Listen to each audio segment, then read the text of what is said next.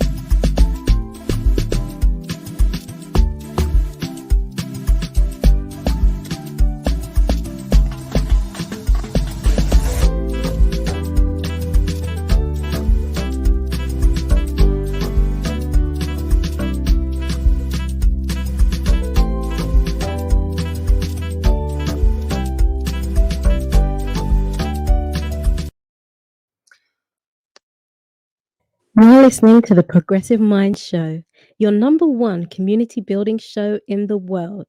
Every Wednesday, 6 to 8 p.m. CST, live on Facebook and YouTube.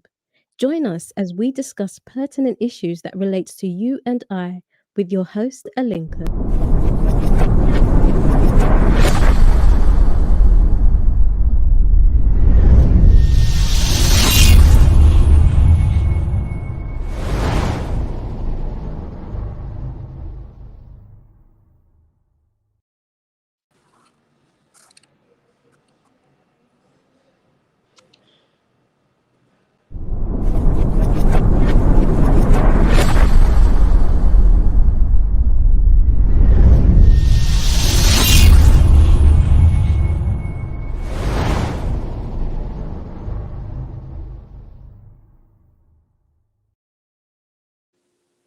Welcome, everyone. We want to apologize to you all for the late start in today's show. It's 10 minutes past 6 p.m. You are watching the Progressive Minds show live right here in the beautiful city of Chicago. Of course, we are live on Facebook and on YouTube as well. This show is being carried live at My Star Radio all the way in East Coast. My Star Radio is a Pan-African radio station for the discerning listener. You are welcome once again. We will take Captain Mike's segment quickly, and then we'll go into the discussion this evening. Every last working day of the month on this segment, on this platform, we dedicated to every last Wednesday of the month, we dedicated to local businesses in our community. And we are very pleased that we have a bunch of them today with excellent businesses to share with you. So please stay with us. If you're watching us, please help share the feed so we can help promote our businesses. And we'll go straight to Captain Mike, who is patiently waiting for us. Go ahead, my brother. I know you have some updates with regards to sports, health, and the weather. All right. Well, right now we're looking at 13 degrees Celsius, which is just about 52 degrees Fahrenheit at Midway Airport. Winds are out of the east at 12 miles an hour. Mostly cloudy skies. Well, looking at for the rest of the night, you're going to get down to a low of about 40 degrees. Actually, a little warmer than that. I'm sorry, 45 degrees.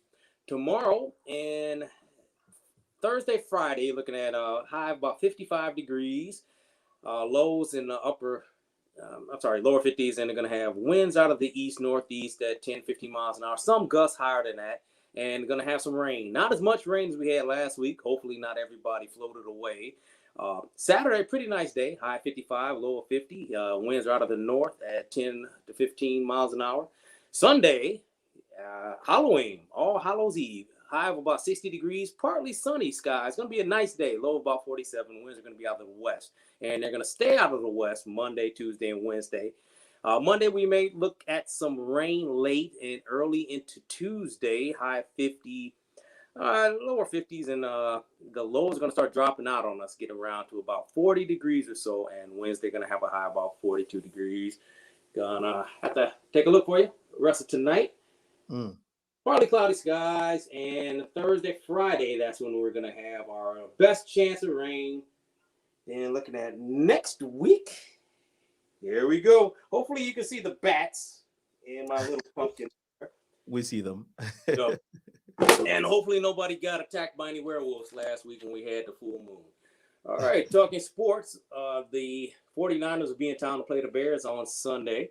The Knicks play the Bulls tomorrow, and tonight, the Fire will be in New York to play the New York Football Club.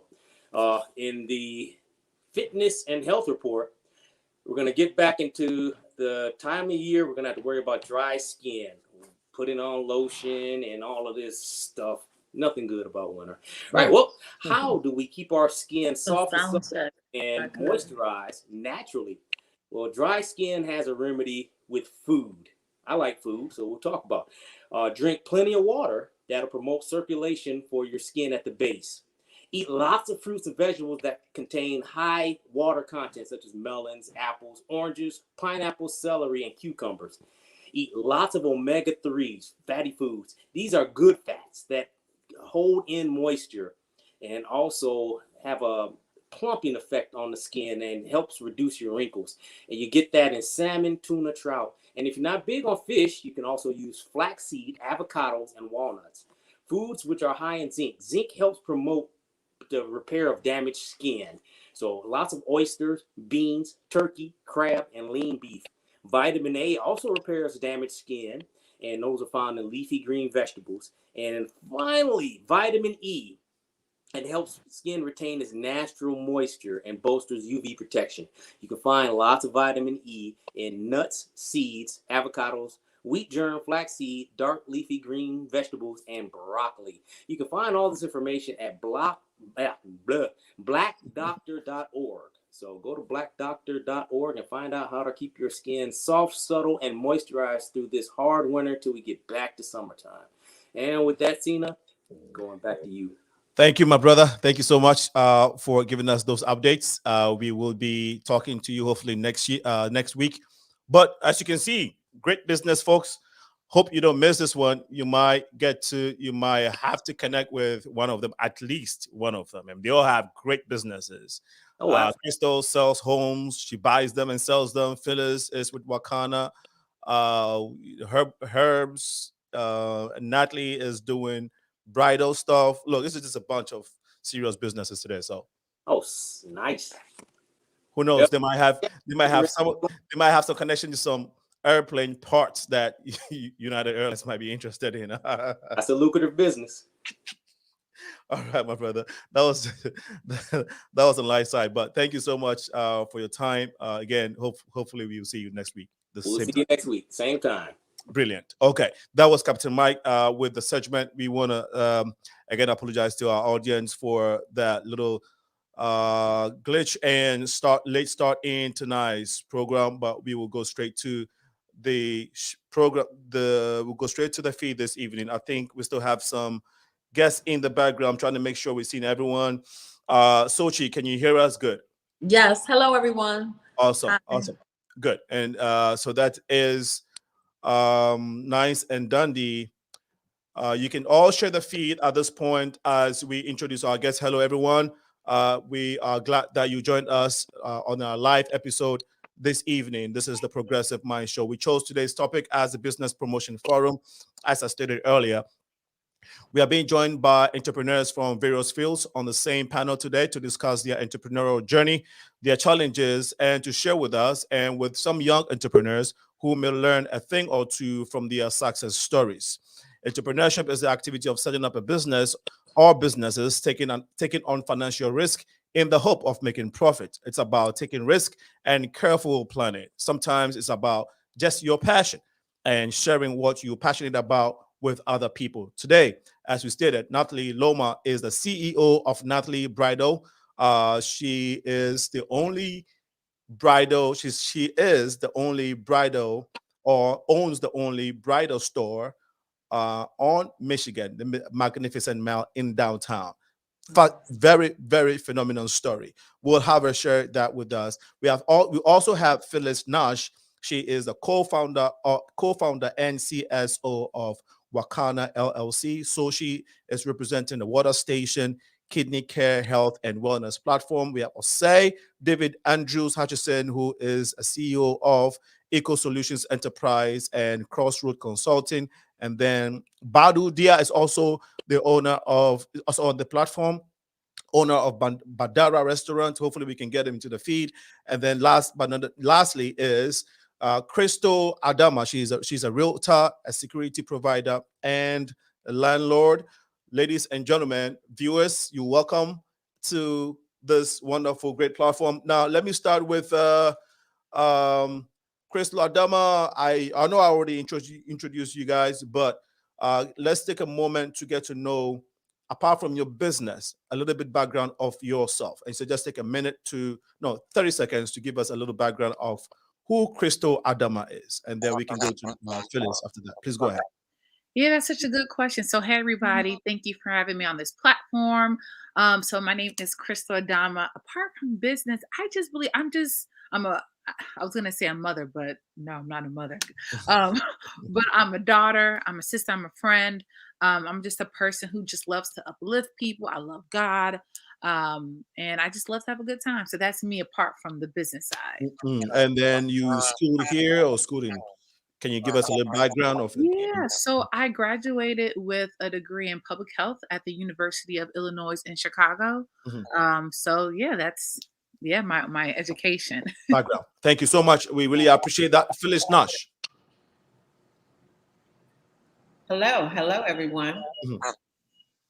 Yes, a little background of who Phyllis Nash is aside WAKANA. Okay, so I am a mother. I'm also a partner, my lifelong partner.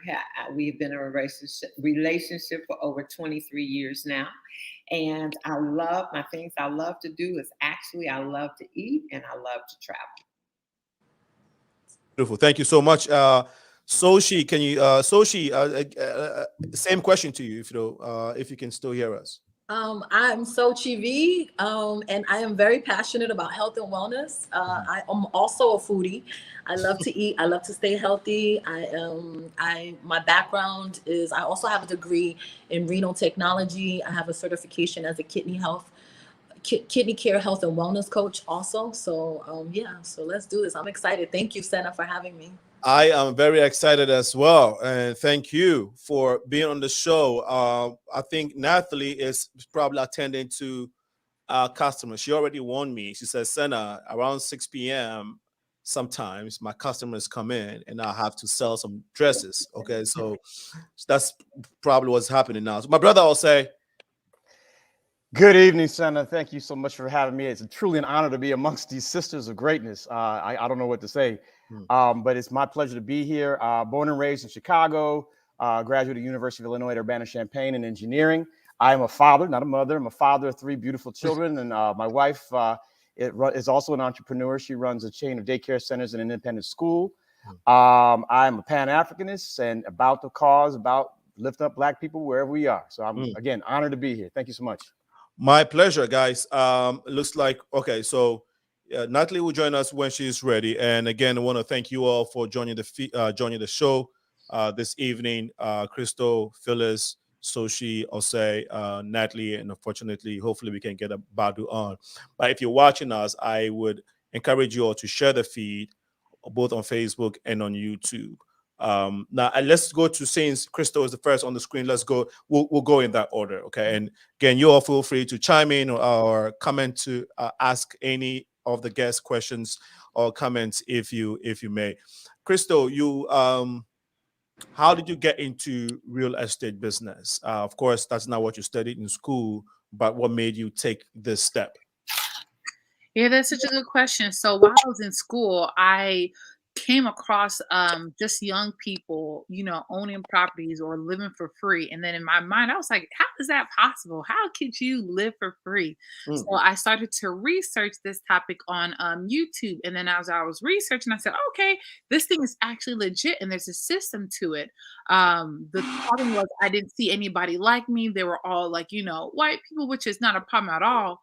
But at least I was able to get that information and that enlightened something to me, enlightened in my brain. But at that time, I think I was a sophomore or junior in college. So I was working part-time, making $10 an hour. So I knew I can't do it right now. But if I start, you know, saving, if I go to these webinars and learn more, then when I graduate, I'll be able to purchase my first investment property. And that's exactly what I did. And after I purchased my 4-unit building, 2 months after that, I left my job in payroll, my full-time job in payroll. And I said, you know what? I'm going to make this realtor thing work. I really want to be a realtor. And that's how I got into the field. Oh, and then after me being a realtor, I was just thinking of ways I can like provide more value to my clients. So then I recently became a security provider, and I said, hey, we're gonna help you buy this home. We're gonna protect your biggest asset. But after we buy it, then let's talk about securing it. So that's me in a nutshell. Thank you for sharing. The art of entrepreneurship, we all know, involves a lot of risks. Okay, and so I would like you all to share your thought on, you know, going through that risk or taking on that challenge, not knowing the outcome, right? But just taking that step of faith into a venture that you have not tried before. And so I think it's something that, you know, it's intriguing, and so maybe we'll have you all respond to it. But Phyllis Nash, give us what led you into WAKANA? How did it come about? Oh, wow. I'm an entrepreneur. And maybe it'll be fair, first of all, to tell us what WAKANA is, right? Yes. So yeah. WAKANA is a cannabis company, and we market CBD. And so CBD is the part of the plant that makes you healthy and not high. And so I've always been an entrepreneur, and a good friend of mine was asked to be a CEO of another cannabis company, and she wanted me to join her in that company. And that's when I started learning and getting the knowledge about what CBD and all the benefits that it had. And I'm so passionate about it because hearing the testimonies of people and changing the quality of life by this plant that most people have stigmatized, because it does come from the cannabis plant. And to be able now to educate people and get the stigma that is on the plant off, because, you know, our community looks at the cannabis plant as something that caused someone they cared about to go to jail, spend time, lose something that was stigmatized. But when we start educating and letting them know how this plant can really help your body, give you a quality of life without the side effects of drugs, prescription drugs, as a matter of fact.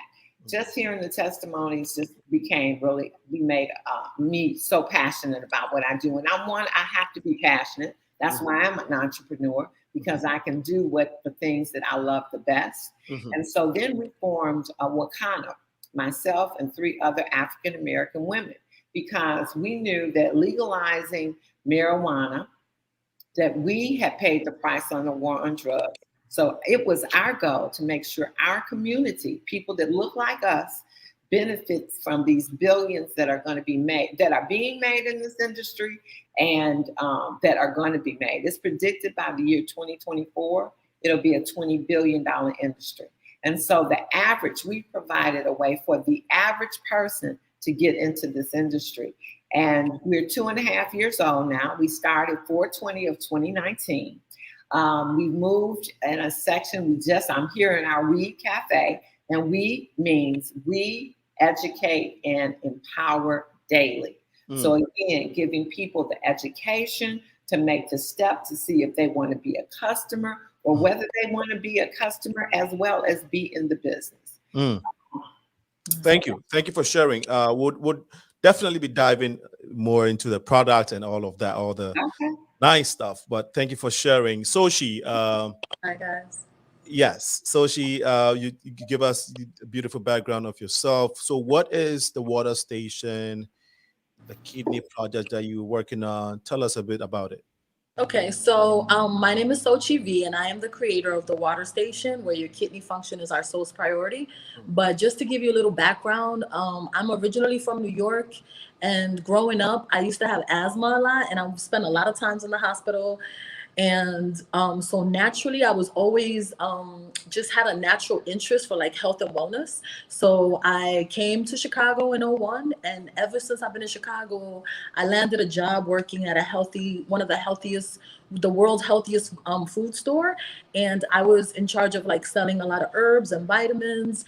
But I didn't have my degree. So I actually went to Malcolm X College, and I got a degree as a renal care practitioner. And I also got a certification in renal care technology. So with that being said, it kind of like all aligned. I think the light bulb hit me when I was volunteering for the National Kidney Foundation. Within a 2-year period, I was spending a lot of time getting to know the community and kind of listening to what it is that the community was really like concerned about.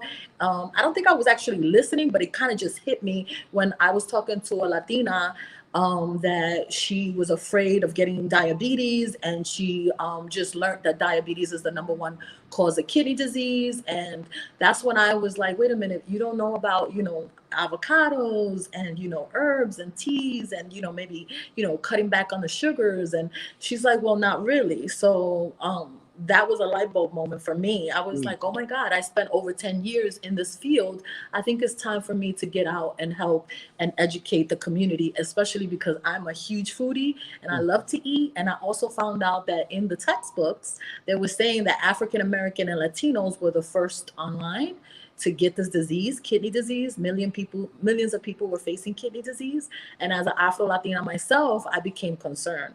So here we are with the water station. Here we are with the water station. Yeah. My brother, here we are with OSEI, David Andrew Hutchinson. Long enough for you? And that's not even my middle name. None of that is. So yes, your a little background of your organization, your company. Sure. Well, I'm actually representing 2 companies. I serve as a chief operating officer for SENSENGI Eco Solutions Enterprise, which is a newly formed clean and renewable energy company, African-based, African-centered based. Myself and 4 other partners started this in January to basically empower us as a people in a community to have access to energy. Sese, which you may know, Senna, is an Ewe word, which means power or strength. And so we wanted to put that word with the concept of energy, having powerful energy or having access to the power of energy.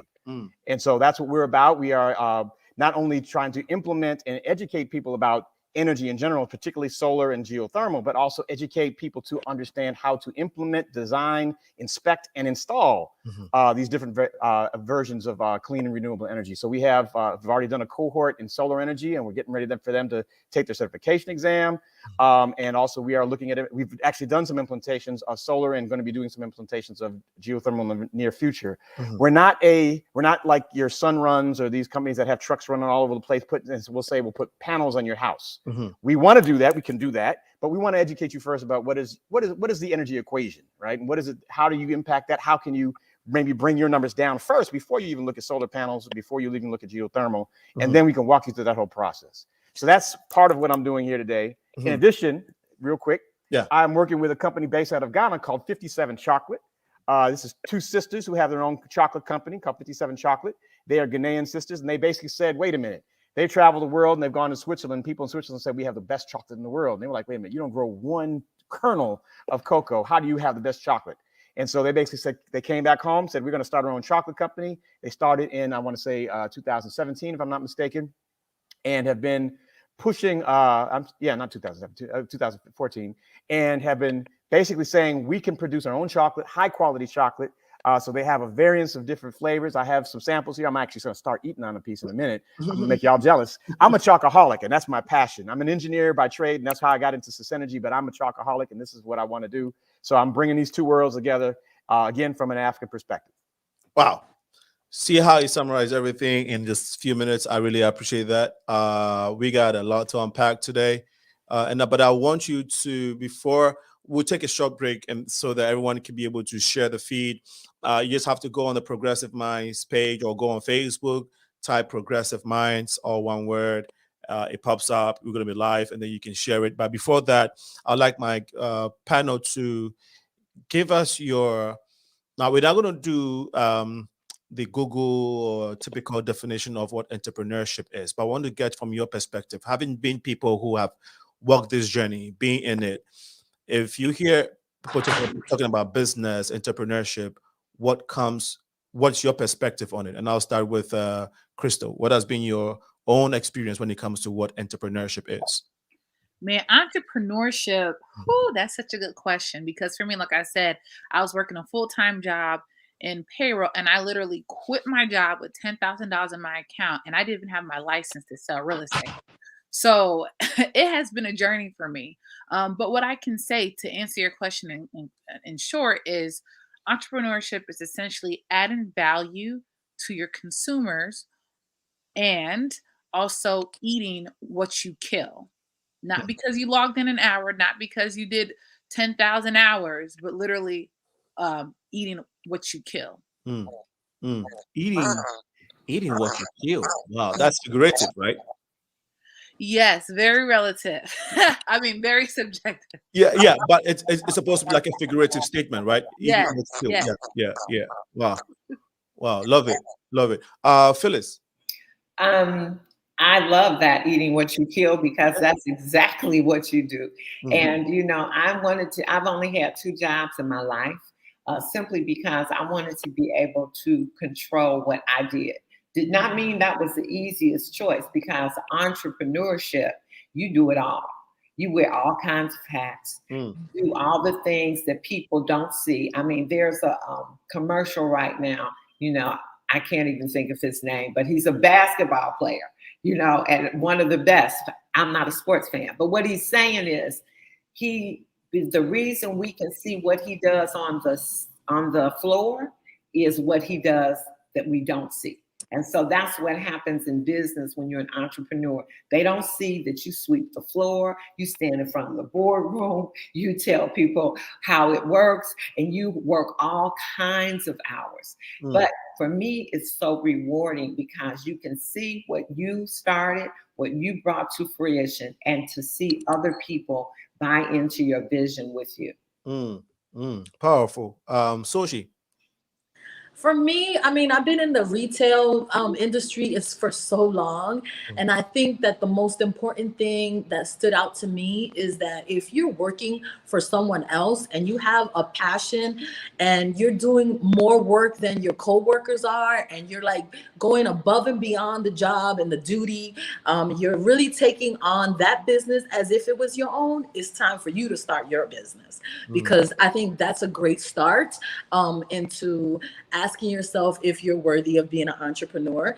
And it is multitasking. So if you're also good at juggling different balls, like Niece said, this would be a great job for you. But it is tedious, it is ongoing, and it's your baby. So I mean, you definitely have to have a passion to becoming entrepreneur. It's very empowering as well. Keyword passion. Brother OSEI. I don't know what more I can add to all those great descriptions. I would actually come back, circle around to what you said, Senna, in that it's a question of faith. It's a leap of faith. And to be able to say, okay, you know what, I'm not going to go the traditional route and either go corporate America or go, as was said, work for somebody else. I think Phyllis said that. I'm going to see if I can do it on my own. If I can actually, and I love that, eat what you kill. Man, I'm using that. I'm stealing that. Sorry, because that's it. I mean, you're basically putting it out there. You're saying I'm going to bring it all in, and this is what I'm going to eat off of. I'm going to make my living off of the work that I do personally and bring in. So I'm all for that. And yeah, that's all. That's the only value I could add to this conversation because it was all said already. Thank you. Well, before we take that short break, one I once learned from a preacher in Canada. His name is Dr. Ralph Darte in Canada, Ottawa. He once had a teaching on entrepreneurship, and he said, "You were born an entrepreneur, don't die an employee." That's right. And that stuck with me, you know. And so, yeah. So thank you all for giving us your personal view on what entrepreneurship means to you. We shall be back after this break. Welcome. Chris Toffee Financial Company is ready and available either group or one-on-one basis to help you understand different investment opportunities in America that you can invest in with any amount. The right college account for your children to withdraw money. We can help you to get appropriate life insurance that you can withdraw money or take loan. And if you're in the process of buying or refinancing a vehicle or a house, we can help by building up your credit score. We also repair credit by permanently removing negative items such as medical bills, collections, late payments, foreclosure, bankruptcy, inquiries. We also help all businesses to get business loans and credit by building their business credit. If you need any of our services, please feel free to contact us at 512-999-6724 or chris@christoffee.com or visit www.christoffee.com. Thank you.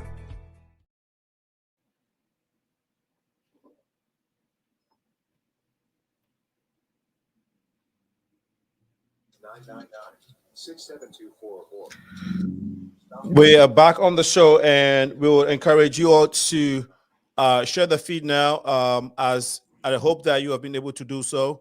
Okay, great. Now, looks like we haven't, we had a little, Phyllis, Crystal, you all good? Yes.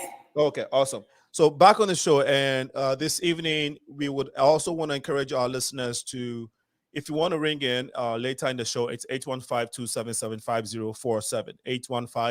815-277-5047. If you want to ring in, of course, share your experience in entrepreneurship in business or ask a question, feel free to do so. We have Soshi back on the feed now. Crystal, so Tad Realty is the company you work for, and yes, I think you're also a landlord. You want to share how many properties you own so far, or this is?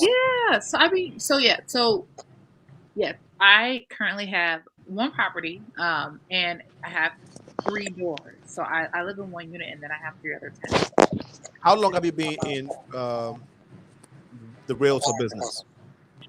I am in my 2nd year. Okay.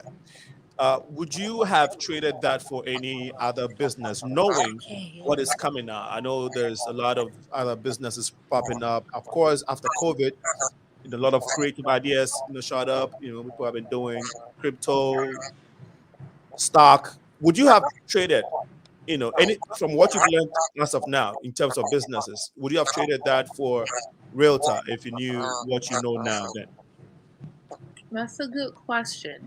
And I would say no, just because I'm really passionate about my purpose. I know my purpose, and I know my mission, and which is to spread the information and knowledge about home ownership, making it easy for everyone, specifically young people. So because I'm tied down and I know that's my purpose, that's my mission, Mhm. then being a realtor and spreading this information is the best way to push it out. So no. Is passion behind what you're doing, or this is like you said, you heard someone speak about owning a home without paying for it, and all, and it sparked your interest and all of that, or you think that as a person you've always have that maybe gel or that intrinsic, motivation to be in this type of business? Is that So before, when I was in college, I didn't even want to be a realtor. The theme kept on being brought up, but I was like, being a realtor, a salesperson, me, who, not me. But when I bought my own home and I kind of observed what my realtor did, and I just thought like, hey, this is what I really want to do. So I aligned with that pathway. But initially, I didn't want to be a realtor. In addition to that, it's more than passion, because passion is like, oh my god, this is so fun for me. There's a lot of parts in being a realtor that is not cute. Like, it's more than just taking a photo with the keys. There's a lot of paperwork, there's a lot of tedious stuff that you have to do. So it's more than just passion. I don't want to say I'm passionate about it. It's purpose at this point, for me. Thank you. When we come back, I'd like you to tell us about that. You said something. You said owning a home without paying for it. What was the phrase? Correct me if I. Living for free. Yes, that sounds very interesting. I think we all want to know about it. So, Phyllis. Yes. How long has WAKANA been in existence for? I know you probably have said it, but we started on 4/20 of 2019, so 2.5 years. Yeah, we're in. Okay. How many products do you have so far? Oh my gosh, we have probably about 67 SKUs right now, because if you don't know, CBD can be infused in, so it can be used in so many different ways. So many. And so it'll be a lot more products. We started out with tinctures and topicals, but now we're in the hair care industry, because we have a full hair care line. We're in the gummy industry, so edibles. We're in the seasoning industry, so you can actually use them, chefs, caterers, home cooks. We're also in the, when the pandemic came along, we had to build and have something for the immune system. So the essential oils, so different areas that we have brought on in those 2.5 years. Proud to you starting this co-founding WAKANA. Have you had any experience or work with other businesses? Oh, definitely. I have been in the restaurant business. Mm-hmm. I have been in the travel business. Okay. And my last thing was Lena Realty and construction, where we did single family. We started at rehab. Then we started doing single family homes right here in Bronzeville. And because that, I had my own brokerage, because I was selling my own product. So I've been an entrepreneur most of my life. And so then got into health and wellness. Okay. So been in health and wellness and on that journey now, always conscious of my health and just continuously improving, better diet, watching what you eat, knowing that's a part. So it led me, the health and wellness led me into the cannabis industry. And so, yeah, it's been quite a journey, but I've been an entrepreneur, like I said, 2.5 years with cannabis as far as WAKANA is concerned. Right. And in this 2.5 years, how has the response been when it comes to your the clientele base, the community in general? So it's a lot of educating. We pride ourselves highly on educating, because there's a lot of misinformation out there. Mm-hmm. So we want to make sure that you are educated about cannabis, or especially CBD, and what it can do for the body. And when you see what it can do for the body, when we first started, 2017 is when I first started with the cannabis company, because before we founded WAKANA, we were working with another company. And doctors the health profession really did not want to hear much about us. But what happened was in 2020, towards the end, it was 2020. We went to Hawaii for the African Black Medical Association. And we were the busiest table there. Why? Because now the patients are talking to the doctors and saying, hey, I'm trying this CBD and I'm getting so much better. My quality of life is better. Numbers started going down. And so doctors had to start paying attention. So now we have a full medical board. Wow. Yes. I wanted to find out the scientific base of WAKANA, because people will be skeptical when it comes to, these products that we use. And they are made right. Are they made in the US? Well, the cannabis that we use is grown in the U.S. We're from Denver, also Oregon, and some of our products come from here. And we have proprietary blends that we actually formulated. We now have a supplier that supplies them, but we actually know and have formulated our own brands. And we do the extra mile. A COA, I would not recommend anybody to use any CBD that didn't have a certificate of analysis done by a third party. And not only do we test the product, we test the soil. That's not required.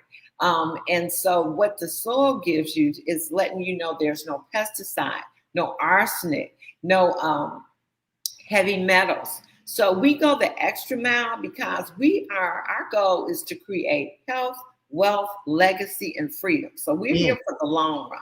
Wow.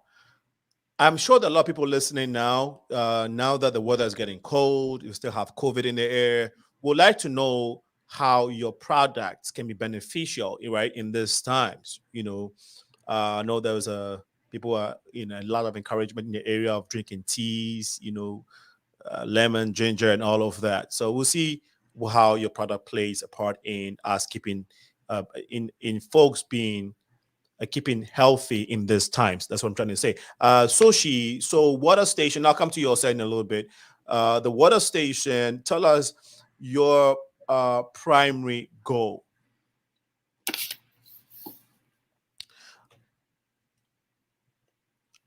And learn the art of eating to live life. We missed you when you started. So can you start all over, please? So the water station is a health and wellness center platform where you can actually come and learn. I'm teaching people the art of eating to avoid kidney disease, diabetes, hypertension. That's like my platform, but I teach wellness. And what I've noticed is that there's over 30 million people not drinking water, and your kidneys need water to function. Okay. Like we need money when we work, your kidneys need water to function.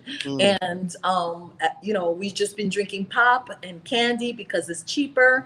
And it's just affecting our health. A lot of Latinos and, most of the community where I'm from, each one teach one, right? Reach one, teach one, right? And so the community that I'm around have a hard time understanding like the whole picture of what health is and what your kidneys really need. They're actually really simple to keep going. It's actually water. But what I found out is that not all water is the same water. So what I did was I recreated a new food pyramid that's very easy for us to follow. I wrote a book, my first book, and it's a healthy eating guide for kidneytarians. Congratulations. Thank you. Yes, I'm excited. It wasn't easy, coming What's the title of the book? The book is called Water Your Kidneys with XOCHILT, and I'm XOCHILT. And it's lengthy, but I'm sorry? Let's see the title again. Yeah, it's called Water Your Kidneys with XOCHILT. And this is my little logo. It has the tree behind the kidneys because you know, after doing over 5 years of research, I really feel and found that we need to face nature for healing. And, you know, how do we face nature for healing in this process way of living, right? So I designated myself as Mother Nature's spokesperson. So what I would like to do is ask you to face nature, and understand that if the human body is 80% water, then water should be your number one priority. Water should be your food. That's what we should be focusing more on, right? So I also started my own water line. So this is a Sochi H2O, and is actually spelled XO is for my name, which is starts with the XO, but then QI means energy. And so the little print on the bottom there says hydrate your frequency to elevate, because I think we're at a really low vibration, you know, nationwide. And I think it's time for us to eat healthy, drink more clean water, so that we can, you know, feel better and build a bulletproof immune system. And our kidneys will be rewarded all at once. So what gave me the idea to create this was that when I was younger and I had a lot of, you know, asthma and visiting the hospital, my mom used to go to the hospital. They had a little center where you would learn about the medications and learn about, you know, the diseases, and, you know, be really informed on how it is for you to, you know, care for that individual person. You know, how you had to read the medication, you had to make sure that you understood the side effects and how much, you know, the treatments and how to give them the treatments. But what if we need that for nature and to regain our natural, you know, health and wellness as human beings here on earth, you know? So we definitely need water. I also created 2 other products, which is called sea moss. Now, sea moss is a plant from the ocean, and, you know, considering my brand name, the water station, right? So we have a plant from the ocean that has over 90 different minerals in the actual plant. And so when we incorporate this plant into our diets, we're able to revitalize our cells, especially our kidney cells, into gaining more energy, more stamina, vitality. It hydrates your hair, your skin. I mean, it's the easiest way to jumpstart into a healthy way of living. And that's pretty much what the water station wants to do in our community. We want to empower you. We want to teach and educate you on how to regain your health and your vitality through health and wellness. Wow, thank you. And again, guys, feel free to throw a question at, you know, each other, or comments, you know, because, you know, this is what our platform is made for. We're very organic, and so feel free to cross interview each other. Okay. I'll say 57 chocolate. I'm very interested in that. Yes, sir. How different is it from, you know, I know Kane's Bite is the most popular chocolate in Ghana. When it comes to the production of cocoa, I think Ghana happens to be the 2nd largest country in the world producing cocoa. Okay. Yeah. So, and cocoa is used to make a lot of products. Tell us the uniqueness about the uniqueness of this product. Well, again, 57 Chocolate was started by 2 sisters, the Addison sisters, who are Ghanaian. They started in 2016. I had the year wrong earlier. 2016. And their focus was to produce a fine chocolate out of Ghana. But the concept really starts with the name. So the name, if anybody understands Ghanaian history, they know in 1957, that was the year that Ghana became independent of Britain as a colony. And as some of us who know, Kwame Nkrumah became the first democratically elected president, and it became a beacon for African people worldwide to say, this is how we do it. Right? This is how we do it. Right? Exactly right. Yeah. So Ghana became that beacon. And so they created this company in that same spirit of, we can do this. We can do it on our own. We can do it better than anybody else because we have the original knowledge, the original understanding, and we're going to put our own flavor to it. So part of what they did was that concept of, we're going to use that same spirit from 1957. In addition to that, they put in, if you want to call it, they put in the culture. So I don't know if you can see these well, but these are some of the candy bars that they have. This is the packaging that they use. They want to say, we are African people. This is where we come from. Their taster kit, for example, also has some of us may be familiar with the Adikra symbol. This is the Duafe, the symbol of femininehood within the Akan system, within the Adikra system. Right. So they have a number of pieces that are, again, interlaced or ingrained within the product. So it's not just chocolate for chocolate's sake. It's chocolate with a purpose and with a spirit of being Pan-African and being understanding of how we can do our own thing. Mhm. So I'm a representative, if you will, you want to call it that. My company is Crossroads Consulting Collective, which I do consulting on many different levels, from technology, now doing chocolate, and presenting this as a product to this community here in the United States, because again, I'm a chocoholic. Why can't we get chocolate from the source that is about us, for us, by us? And I'm sure Sochi probably has some research on the medicinal properties of dark chocolate, because it's supposed to be also very good for your health as well. Yes. Yo, wow. I'm glad you It's mentioned that. actually really rich in magnesium. There it is. Magnesium is one of the deficiency that's connected to diabetes. There So it is. chocolate is very delicious, Oh, I'm about to and eat it's another piece right actually now. considered a plant. You should let us know how much cacao is in there. That's really good to know. Well, I some of these want bars some are like, now. some of these bars are 70% cacao. Okay. Yes, that's So it. when you say cacao, is that the same thing as cocoa? Yes. Okay. Is it the pronunciation is different? Well, right? it's the cacao plant is what is used to they dry it out, grind it up, and make cocoa. But it's the cacao plant. It's cacao seeds. Okay. Huh. I grew up knowing it as cocoa, COCOA, Tomato, tomato. Okay. Right. Okay. So yeah, okay, good. Now, interesting you mentioned dark chocolate, because I actually worked in chocolate factory. Okay. Yeah. I worked at CPC after high school. I worked there for about 2 years, and we were making these chocolates, the dark ones, and people, and at the time they would tell us how efficacious or medicinal alkaline. We have the alkaline powder. You get cocoa powder.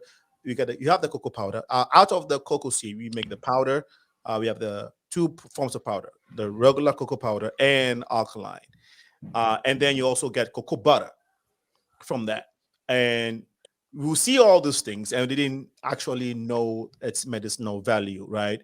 And so, but after many years, I'm beginning to understand the value of what we have back home, Right. and so it's very, very powerful that you guys are sharing, and I'm really looking forward to it doing well in this market, in the American market, this chocolate.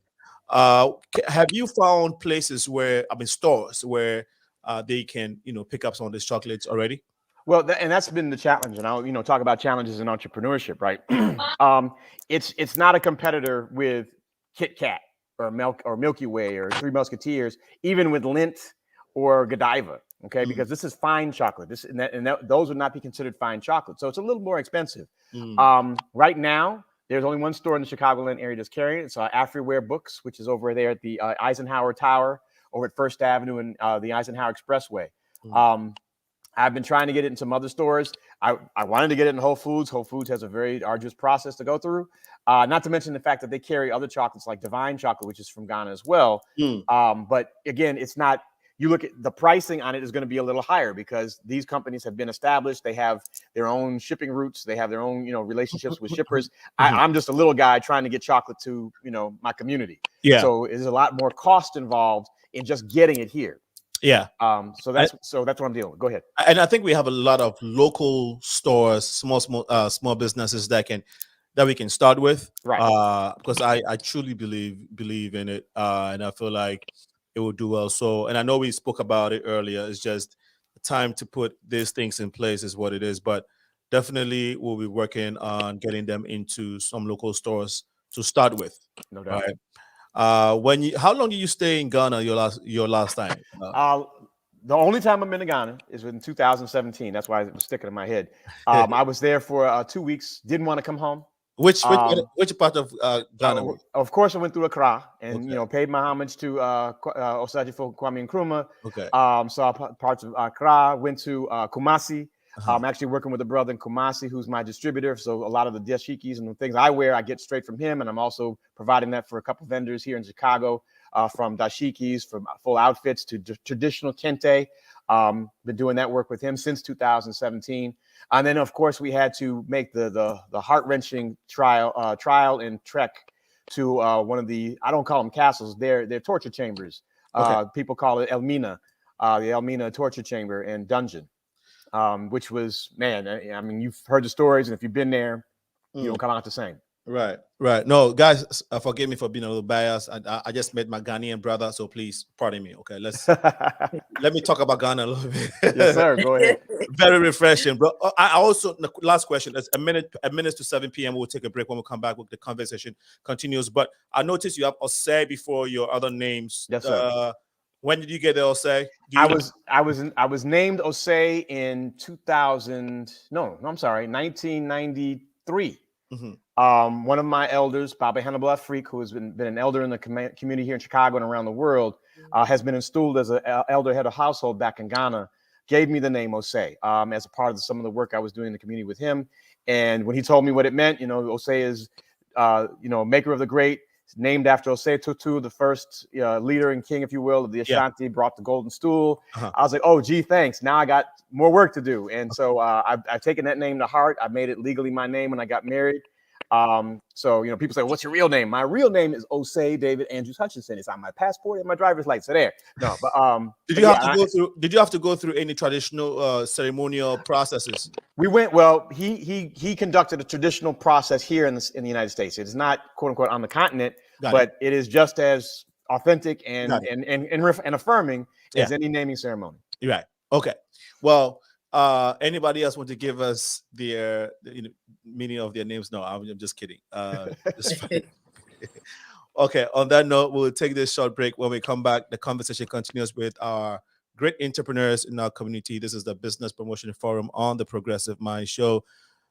Please keep sharing the feed as we take this short break. We shall be right back. Hopefully we can get the other two guests on the show when we come back.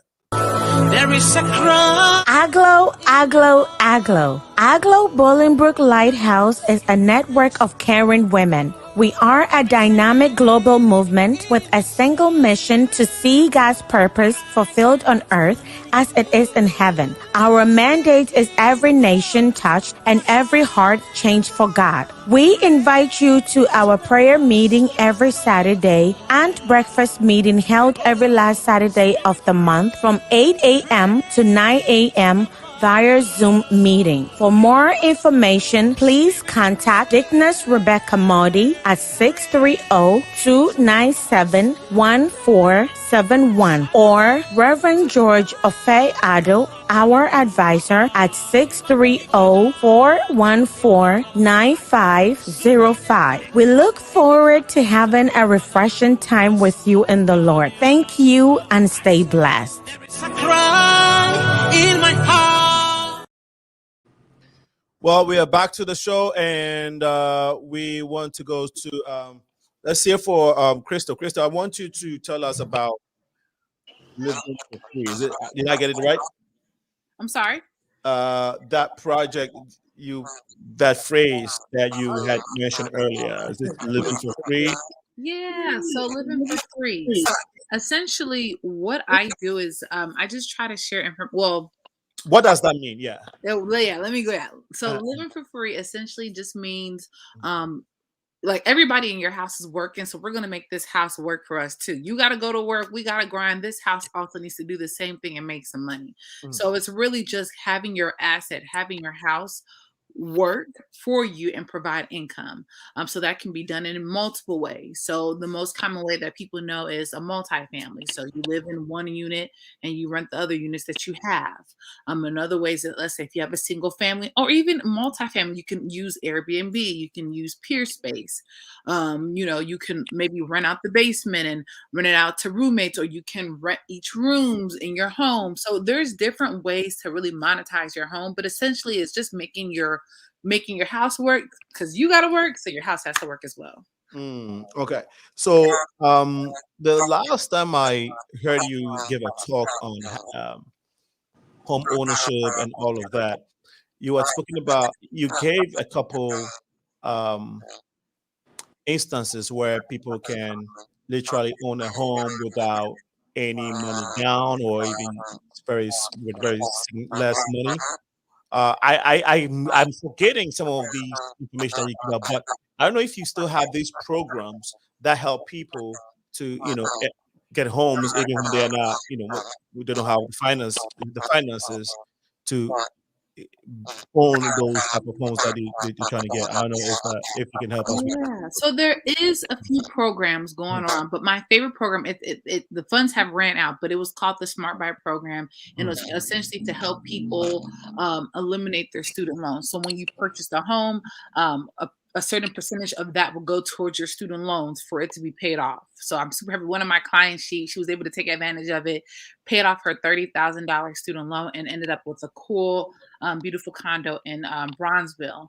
But apart from that, there's a lot of down payment assistance programs. Different neighborhoods have down payment assistance program. Also, lenders, if you qualify, there's also some assistance programs. But the common miscommunication, not miscommunication, but misconception that people have is that, okay, if I want to buy a house, I automatically have to bring 25 or 20% down. And that's false, so you have the FHA loan, or you even have certain conventional programs where you're putting 3%, 3.5%, 5% down. And then, depending on the realtor, if you decide to work with me, I have ways, that we can really get you to the closing table with less money. But there's different ways that you can make it a reality for yourself. How when OSEI was talking earlier, he mentioned challenges. And as an entrepreneur, having been in this field for some time now, can you, of course, share with us some of the main challenges being a landlord and a realtor? Can you say that for me one more time? Your challenges as a landlord, and realtor. I know that. My goodness.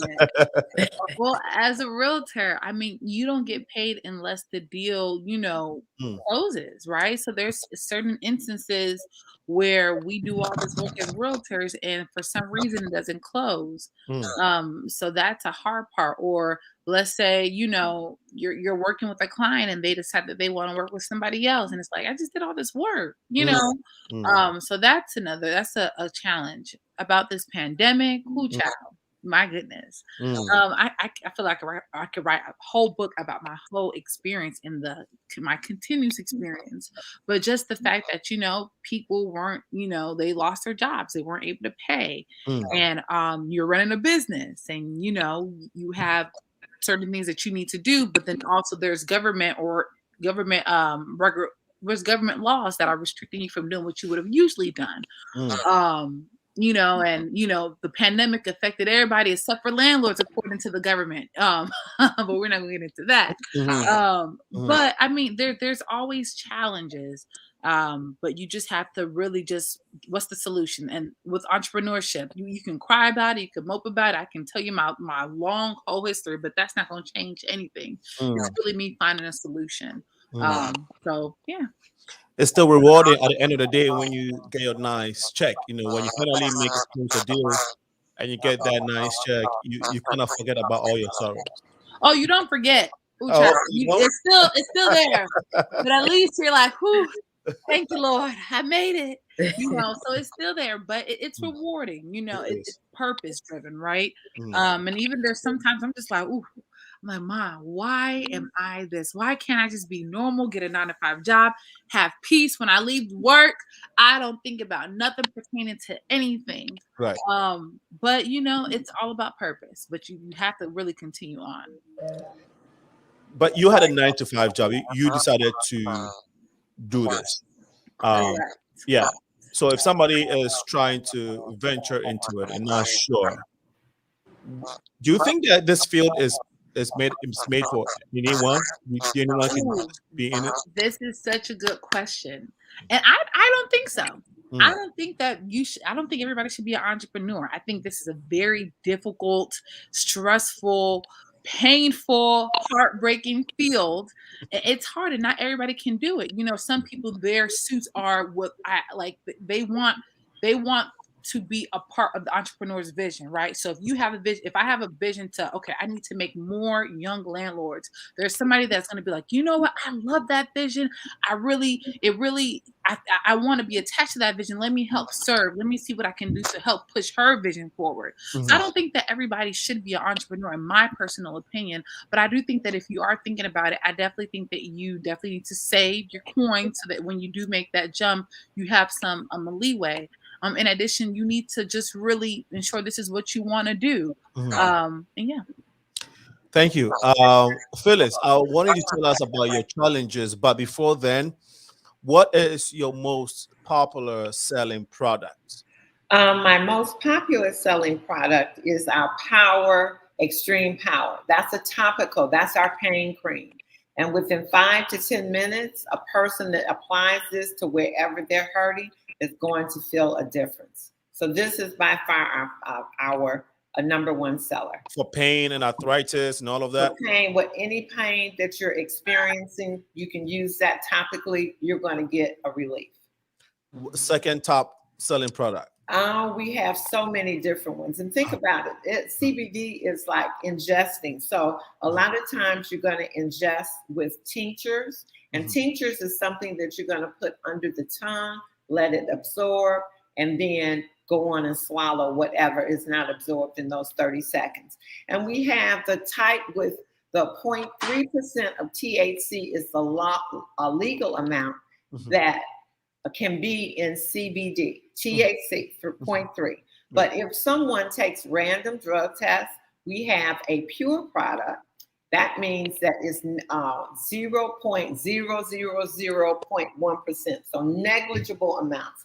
No one has ever failed a test using our products, but we want to make sure, because you never know someone's symptoms, you know how sensitive someone's system is, so we want to ensure. And another thing about CBD is that every human being walking has an endocannabinoid system, and you have receptors in your body for CBD, not Lipitor, not metformin, but actually CBD. And the first time you probably experience CBD is through your mom's breast milk. One of the areas that I didn't talk is our weight loss program. We have a flat belly system. And what we're doing, like Sochi, we are educating on how you become healthy, how you get healthy. And these flat belly gummies and this flat belly coffee is one of our weight loss programs, along with a detox that you do before getting started on that. And then it's a way of eating and exercising. So everything here is health-based. Here's another one of our seasonings. This is our number one seller in the seasonings, the garlic fire. We have sexual enhancers through our CBD lube, as well as our King of the Jungle gummies. So a very big array of different things and how you ingest. We also have vapes, pre-rolls, and you can even roll your own. We have flour, so you can actually roll your own joint. But again, it's all CBD. And I love nothing puts you in place. So anxiety, distress, anything that's affecting the body means your body is not in homeostasis. And what CBD does is put it in homeostasis. Phyllis, what is King of the Jungle? What does it do? Well, first of all, it has CBD. Why did you ask about that one? Out of all the ones I know, because everybody was laughing or giggling when you said that. So King of the Jungle was designed for men, and it's a gummy that you can take, has no side effects, doesn't make you go blind, doesn't start racing your heart, but it has the horny goat weed as well as yohimbe along with CBD.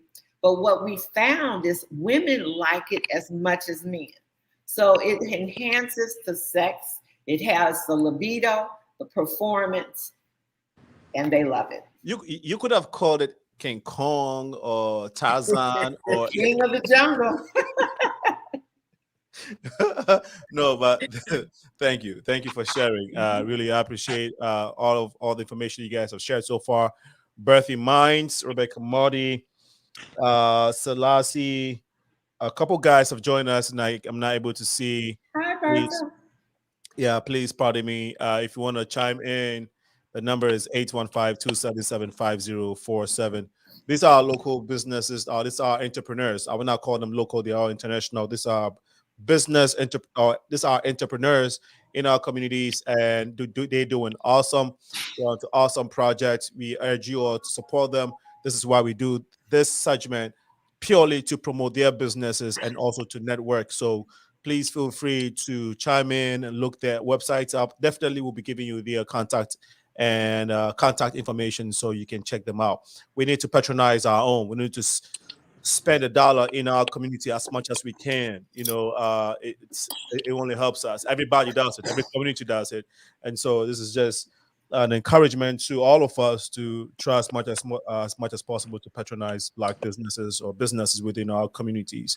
And so thank you so much for sharing. I didn't ask you what your challenges are, but I also want to attest to that pain cream or ointment that you showed. Yes. Because I personally, you gave me a sample when I met you at this festival. Yes. And it worked. Yes. Okay, I gave it to a family member. I don't want to disclose too much information, but it worked for her. She's a senior. It worked, and I came for more, and it's still working. Yes. And what I came for is done. So I'm going to have to come for some more. But go ahead. Wonderful. But can I say one thing before? I would be remiss if I didn't let your audience know that this is the last quarter of the year, and this right here is the best quarter of the year for us. And this time of year, we offer a founders pack where people can actually start their own business. And our founders pack allows you to share in 1% of our gross revenue forever. Now, there are some requirements with that, but very seldom do you hear a company willing to share their gross revenue with founders in their company. And again, it's us empowering our community, because our company also went for a marijuana license. We had a perfect score, not WAKANA, under another entity. We had a perfect score for African-American women, totally African-American applicant, period, 252 points. But when you're put in the lottery with an applications that have 50 or more and you only have 3, after spending at least $125,000 on each one, and you still, we don't want to look for crumbs from somebody else's table. That's why we're so passionate and purpose-filled with WAKANA, because it's so much more than a company for us. It's a true movement in helping our community get back some of those. Right now, who's on the corner selling weed? When we were doing it, we went to jail. Now they're legally doing it, taking money out of our communities, and just like always. So WAKANA is so much bigger than just selling products. It is about empowering our community in a multi-billion-dollar industry that we should have part of. So I had to get that in. So be a founder with WAKANA. We offer all the training that you need if you're looking to be an entrepreneur, or if you just want to be a customer using some of the best CBD out there in the marketplace. Okay. The name WAKANA sounds like a cousin name to Wakanda. Okay. Is that where the inspiration came from? Well, our CEO in February, this is destined to be.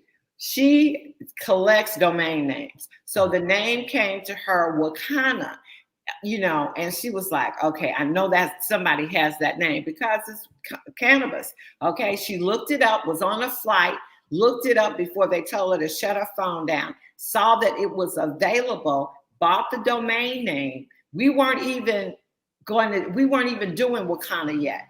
But a month later was when we decided to leave the other company, and we decided to name our company WAKANA.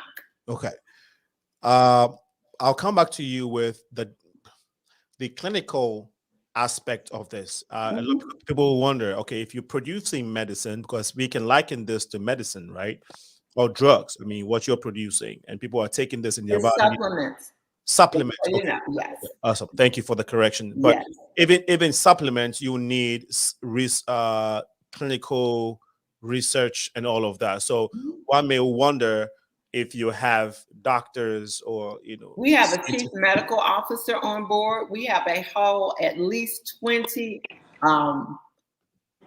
doctors, health professionals, nurses, psychiatrists on our board also.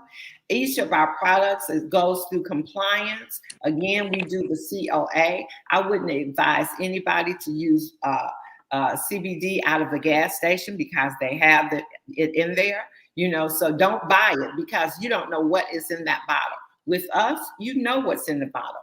We're doing the CBD Expo. Every product has to have a COA. So if you're going to use it, what is a COA? A certificate of analysis where a third party tests the product itself. And I told you we go that extra mile and do the full panel when not only the product is tested, but the ground it was grown in.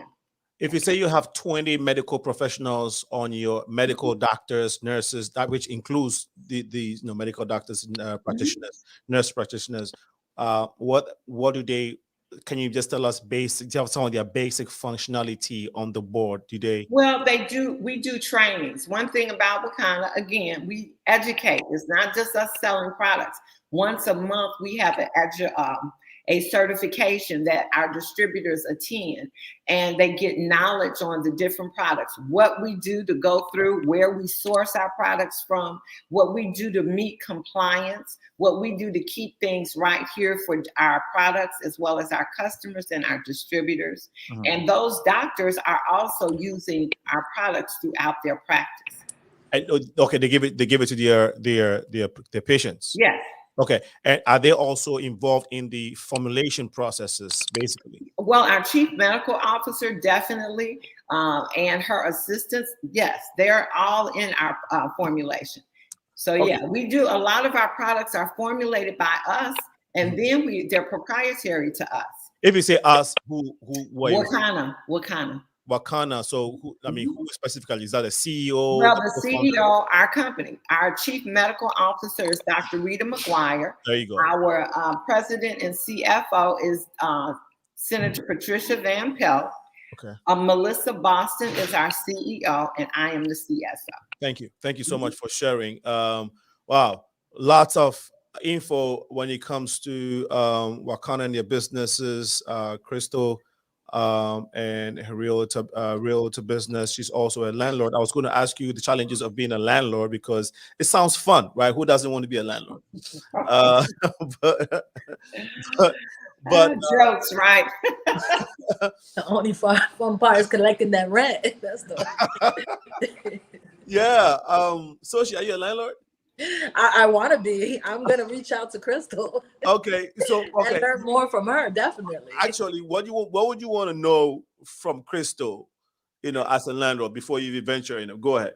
Yeah, I love that you asked this question because I was actually thinking about reaching out to her because unfortunately the water station is a small business and we do consultations. So I get like online consultation orders and right now everything is virtual, but I would love to open up the water station in the future. And what I was thinking about was, whether I should own my own business outside standalone, or should I rent or should I buy the whole building? Because what I've noticed is that a lot of businesses spend a lot of money on rent, and it takes away from you actually being genuine with your customers and not have to worry like a dollar value or how much time am I spending versus how much money am I getting in. So I was thinking, I think is moving forward, I think it's best for us to get a property. And Crystal, you could chime in and let me know. This is what I was thinking. I was thinking is maybe we should get our property and maybe start, kind of pairing it up with your business and your home in one. And this way where you are paying rent, but you also, actually regenerating that funds back into your own home. What do you think, Crystal? Man, that's such a good question. And I always say talk to your tax advisors because they know more than I would on the specific, how to specifically arrange it. because it's two different entities. You have your own business and then you have you and yourself, depending on how you buy it. But the most common way I would say is using an FHA loan. That's a primary home loan. You it's 3.5% down and you live in that property. And then on, like, you can have the first unit or the second unit or even the third unit, you can use it for your office space or use it for your business. And I think that's super dope because, you, instead of renting, because depending on where you rent, I think the mortgage for your home would be comparable to that rental price. So if you have some way to subsidize it or some way to take away costs by adding an extra rental unit, or having your business there, then I think that it's a really great idea. And I mean, like, FHA is amazing. You're able to put 3.5% down. The minimum credit score is 580. It's a dope program that you should look into. And if you have any questions, please let me know. I'm a realtor. I also do have consultation calls. So if you want specifically, like, specific plays on what you need to do, I also offer that as well. But come and talk to me. I would love to discuss more. And I think that's what the water station is for me. At the core of it is more about, giving that information to our customer and our community. I really want to create like a safe haven for our community. So I don't want to be gun-ho or how much money I'm receiving or how much product are they buying and selling. I don't think it's about that when it comes to health and wellness. I think it's more about genuinely being there for that person in the time of need, in the time of regaining their health and wellness.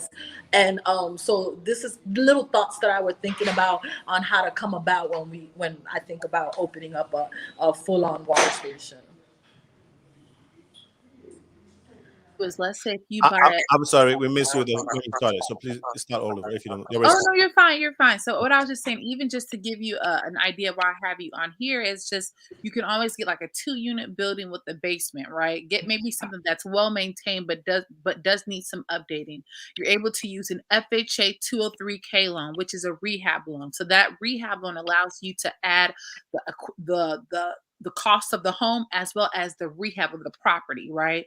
So with that rehab loan, obviously, make it look more modern for the rental units, but in the basement, you can really customize it to how you want your business to look.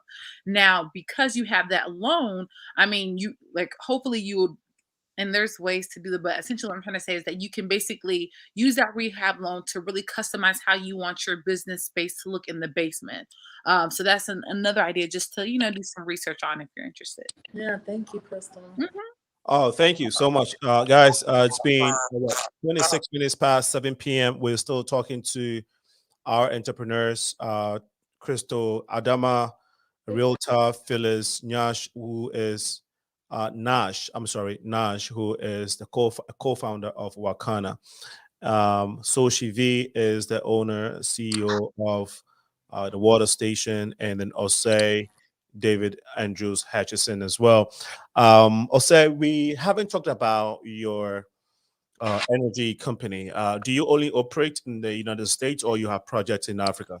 Not at all. And I was going to say, Sochi, if you decide to buy that property, you need to make sure we work with you to get some solar panels and maybe even geothermal heating and cooling. So definitely. Half of my name is energy. CHEE means energy. There it is. There it is. There it is. You gotta connect. Wait, we say, say, go ahead. Sorry. Before you go ahead, we have a caller. I'm just trying to see if we can connect the caller. Please tell us your name and why you're calling. Okay, my name is Stephen Owotoyinbo. I'm a development media consultant and also a member of the 6th Region Global Chamber of Commerce. And it's great hearing striving business champions or leaders speaking passionately about their businesses. One key thing I wanted to ask, which this goes to all the panel, everybody on the panel, is what is your greatest challenge in terms of finance? And because you see quite a number of startups, young startups, Black startups, have this issue of the key major issue that they have is in terms of finance. And most of you are from a well-developed country. Probably you can apply for grants, and it's easily accessible to get grants. But apart from that, what is the greatest challenge in terms of, finance as a startup? Wow, great question. Is that directed to any of them or anyone in particular? Any one of them. Okay, so we'll start from the top and come all the way down. I'll say you on the floor, so it's fair to start with you. Well, real quick, so our energy company is new, and finance is a big question. I mean, because we got to, look at training, we got to look at materials and machinery and all that. And because we're so new, it doesn't matter, even though black is the new black, right? As a result of George Floyd and all that, and everybody wants to talk about, racial equity and everything. So still, a lot of that money that's out there requires certain things. And one of the things that even any bank, even today, after all that, says, well, if you don't have 2 years of financials, you can't talk to us about any type of finance, right? Now, and even though there are some programs out there that are supposedly geared towards, quote unquote, leveling the playing field or making, funds available to the historically, left out businesses, there's a lot of loopholes. And I mean, I had just had a conversation with somebody the other day, and I'm not going to get into details, but basically they told me that, they're talking to one of these large financial institutions, and they've earmarked all this money for, to deal with the racial inequities, blah, blah, blah, but they're putting it basically in the same places that money's always gone, which is not, which is about, they're talking about affordable housing, but they're not talking about building up black businesses. So it's backwards. So it's a lot of talk going on. I mean, and we kind of, some of us who's been around a while, we saw when all the people started coming out with all these statements, and we stand against racism, we won't tolerate da da da. It's all talk. I mean, they could have done this a long time ago and put some money really into black businesses and to really help them and provide grants to do that. Now, I'm not saying that there isn't money out there, but there is. But a lot of it has strings attached, or it's not really going to the heart of it. Again, for us, we've talked to a number of businesses already in our energy company, and they're like, "Hey, you haven't been out here enough. When you get some, you get some more experience, and you can show some financials, and you can show, which." In some regards makes sense because you got to show some metal, you got to show some, resiliency and be able to handle it. But it's not like there's just, ain't nobody making it rain like that just yet,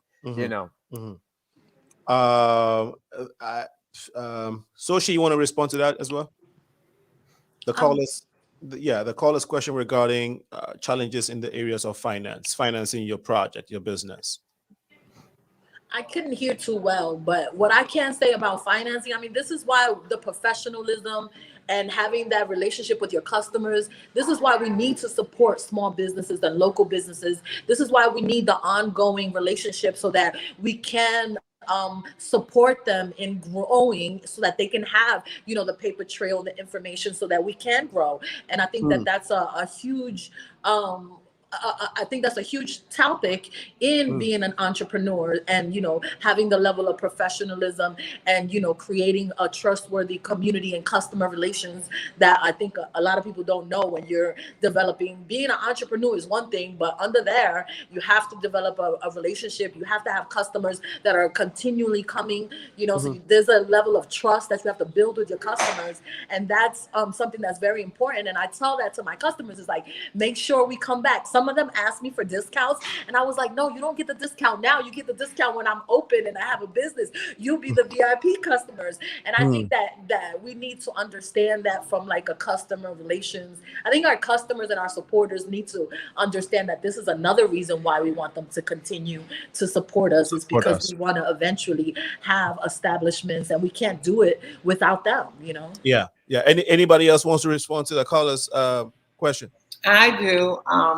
Being in that, even though we're CBD, we're still cannabis, and federally there is no money. So you're not going up in a bank. You can't even go in the bank and say what you truly do if you want to put money in there. It was a challenge to find a merchant account. It was a challenge. We had to actually go get an office in the UK, have a bank, a merchant account there. So it was very difficult. And I agree with Soshi. Your customers are everything. So what the financing that we got was from our friends and family to get started.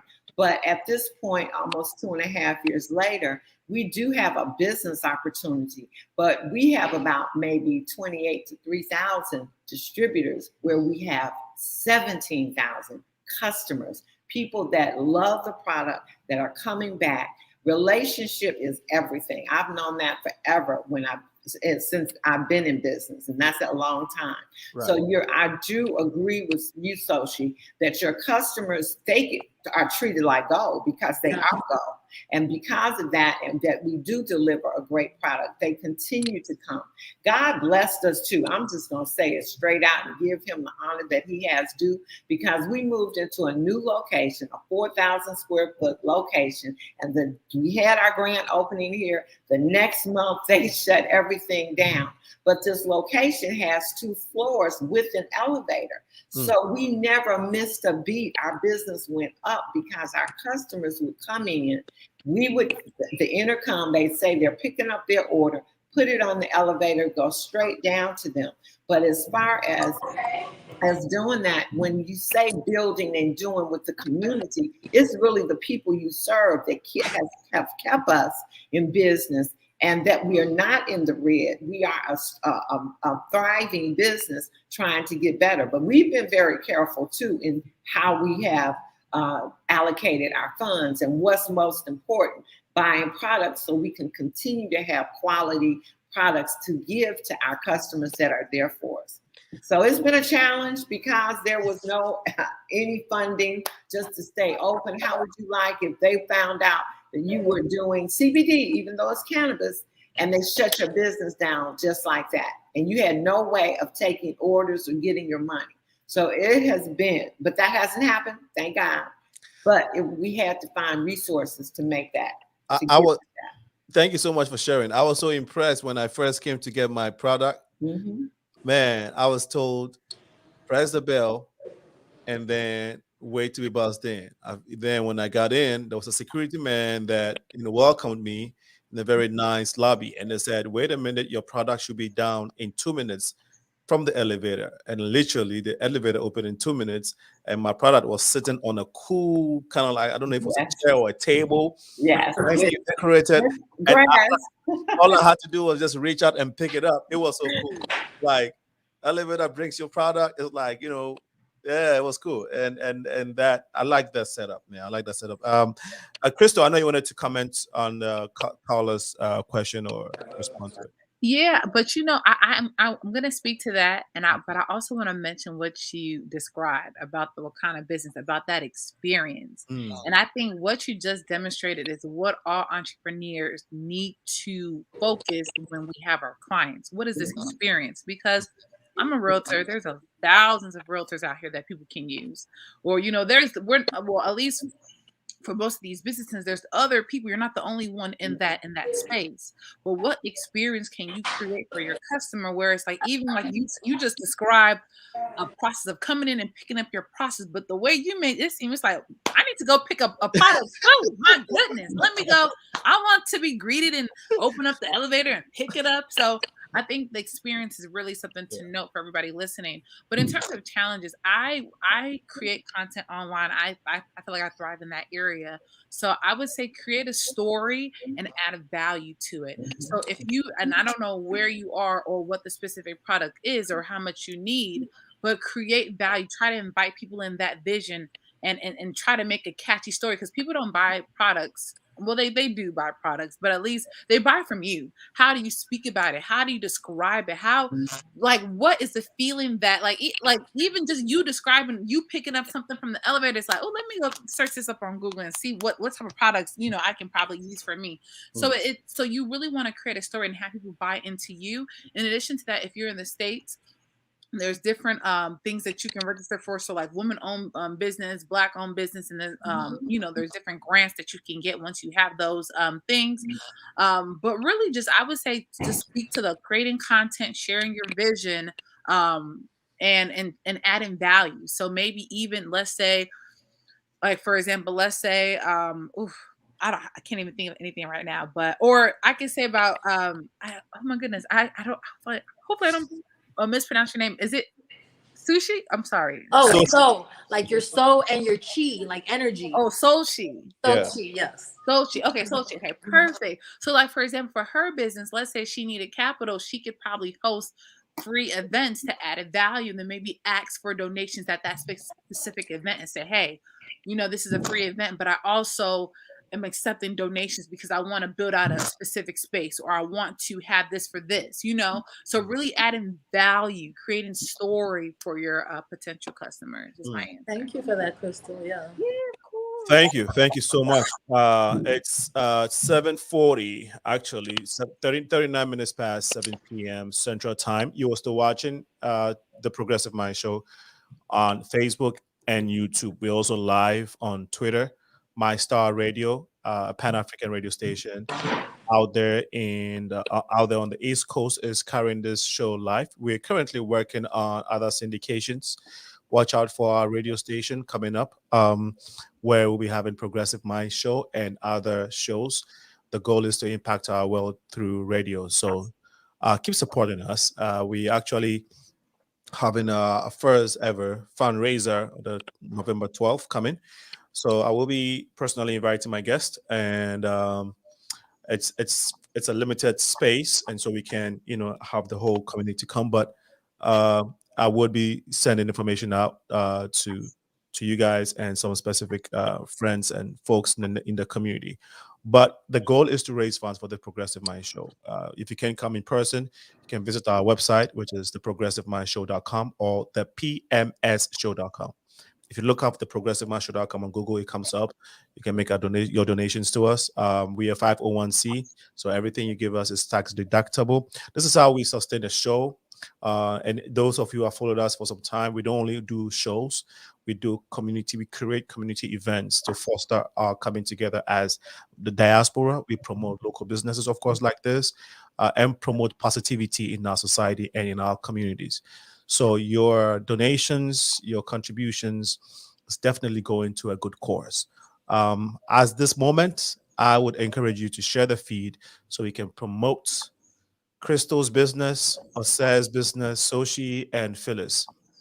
Unfortunately, we're still not getting BADOU, who owns a Senegalese restaurant on the north side, and then NATHALIE LOMA, who was earlier on, is not able to connect for some reason. Seriously, her story is phenomenal. She owns, if you go to Nordstrom Mall on Michigan downtown, she is the only African Black woman lady that owns a bridal store there. And it's not just her sitting there. She makes these wedding dresses very, very beautiful. And I was hoping that she would have shared a story. But 7:41 p.m. If you still want to ask a question or just comment this beautiful folks, please go ahead and do so. I think we're losing one feed. Okay. Please go ahead and do so. The number is 815-277-5047. OSEI, you were going to speak on the energy company before the caller came through. So se is an airware. Se is an airware word, right? You know that. Okay. Yeah. And OSEI is a can name. Yes, sir. Okay. And I'm an airware. I did not know you were Airway, but one of my partners, our CEO, is Airway as well. Okay, so I'm sure he inspired the Sese name, right? Oh yeah. Of Okay. course. Okay. Of course. All right. Yeah. That came from him. I was trying to connect the name and then the OSEI, So okay, good. Right. Tell us about. Yeah, go ahead. Tell us about. I'm sorry. Go ahead. Yeah. I was just gonna say this is all the creators' work, right? I mean, the fact that we came together, the fact that we named ourselves this way, the fact that so it's all we came together as a company in January. Actually his name is Senyo. He's the CEO, Senyo Ador. And he is wait, okay. Senyo Ador with Senyo. What's the name? Fabric? Yes. Oh gosh. Yes, okay. yes. So all Fabric is one of our yes. All right, so he works with Fabric Impact House, and and then we're actually technical partners with Fabric, and so we've been working on again putting together, and actually we have a cohort again of students who have learned about basic photovoltaics. We have implemented photovoltaic solutions for a couple clients already. We are, and your question I think earlier was about, are we just basically here or are we international? So we actually have a couple projects that we are looking at in East Africa and West Africa. Our goal is to basically light up the world, again, to empower us with energy. As you know, back home on the continent, there's a lot of communities that don't have stable electricity available to their homes, available to their businesses. Yep. And so why not, especially on the continent of Africa, where you have sun, crazy sun all over the place, why are we not harnessing this natural resource? I was in Nigeria in both 2013 and 2018, and I'm looking around and I see barely anything solar at all. Senyo has experience in actually implementing solar both in Ghana and also in Senegal. And so we are continuing that trend with him and along with our other business partners. Again, as I mentioned, East Africa and West Africa, we're looking at opportunities there to not only, again, just throw up panels and generate electricity, but how do we create a community that can be fed, if you will, through electricity, through the initiative that we can bring to the table. We have communities even here, believe it or not, people, marvel at this. There are communities in the United States that don't have stable electricity, that are off grid. A lot of our rural communities that, and we live, many of us live in the cities, can't even conceive of this, right? Not having electricity. But a lot of rural communities don't have electricity or don't have a feed from whatever power company, or it's just so expensive, it's not worth it. So we're working with some communities here in Illinois to say, hey, we can work with you to design a system that you can not only power your own homes, your own businesses, but also maybe provide what you might call microgrid to your neighbors. And then that's just on the solar side. When we look at things like what's called geothermal, which you're using the natural heating and cooling power of the planet Earth to provide an offset, if you will, to the heat or the cold that you're dealing with, using some technology to pressurize that and actually bring heat at a different level that just 55 degrees. That's where we really talk about the bang for your buck and the sustainability and the cleanness, if you will, of the energy and the effectiveness. And so we're looking at a number of solutions around that, again, in rural situations where you have farms that need refrigeration on a regular basis. And what are they doing? They're trying to bring in, battery banks or refrigeration trucks or whatever. Again, more fuel and more fumes to the atmosphere. Basically investing in the old technology or the dirty technology, such as petroleum and coal and those type of things. And so we want to provide alternatives to that, so we can provide, again, clean, renewable energy that is sustainable into the next century. Beautiful. What's your I would say your niche? Are you looking into more of the middle class community, lower income? How is that? Yeah, can you break it down for us? A good question, and I think I would say in general it's all of the above. Right now, solar has come down drastically in price in the United States, so you can quote unquote get an affordable solar system on your house. That does not work for lower income communities. However, if we can work with a community as a whole, and there are actually, fortunately, especially with President Biden coming into office, and even here in Illinois with Governor Pritzker, there are initiatives that make solar a lot more affordable. Not to mention, again, there are programs even from the Obama era that are in place that can make those things affordable. And again, it may not be to your house, but maybe to your community. Maybe you come together as a cooperative in a community and say, okay, we would like to offset our electric bill, or we would like to replace our electric bill with solar electricity. We're not just the sun run wanting to just throw panels on your house. If we look at, for example, everybody remembers about Texas, right? Where Texas kind of froze over and everybody was out of electricity and it was bad, really bad. Well, even those people who had solar, the concept was, let's put panels on their house and not look at the full system. So even people who had solar had no electricity, because when you have a solar system in an urban setting, in most cases, you have to connect it to the grid. If the grid goes down, your solar is not available. You can't do it. Okay. And so we are looking at a different whole topology of how do you actually not only connect to the grids if you want to, but how do you say, if the grid goes down, I still have electricity. And so So we want to be across the board for, again, lower income communities that want to take control and again save some money and maybe even be better to the planet, but then also middle class and even industrial. How do we provide you with a clean, renewable source of energy that, again, can offset, if not replace, in Illinois we call it ComEd, but whatever your utility might be. Quickly, how is that business, the solar business, going in this country? I mean, are you operating? I think you already mentioned it, but I want to be specific. Where is your what does the majority of your operations situate at? Is it here in Chicago or right now? Yes, Midwest. Chicago and the Midwest. Now I have to tell you, Yeah. as we created our company and started putting ourselves out there, we had to slow down because people were like, okay, can you do solar here? Can you do solar here? Can you? And we were like, okay, all right, we need to step back a second because again, we want to be an educator as well. Okay. So one of our base products right now is let's take a look at your footprint right now. What is your electricity equation right now? And let's go walk through that. Let's walk through your home or your business. Let's take a look and see what's going on. Let's make some recommendations just right there. Let's monitor. Let's take a look at some things at what you're using. And then if you want to talk about solar, let's first talk about how do we bring your number down, right? Okay. So go ahead.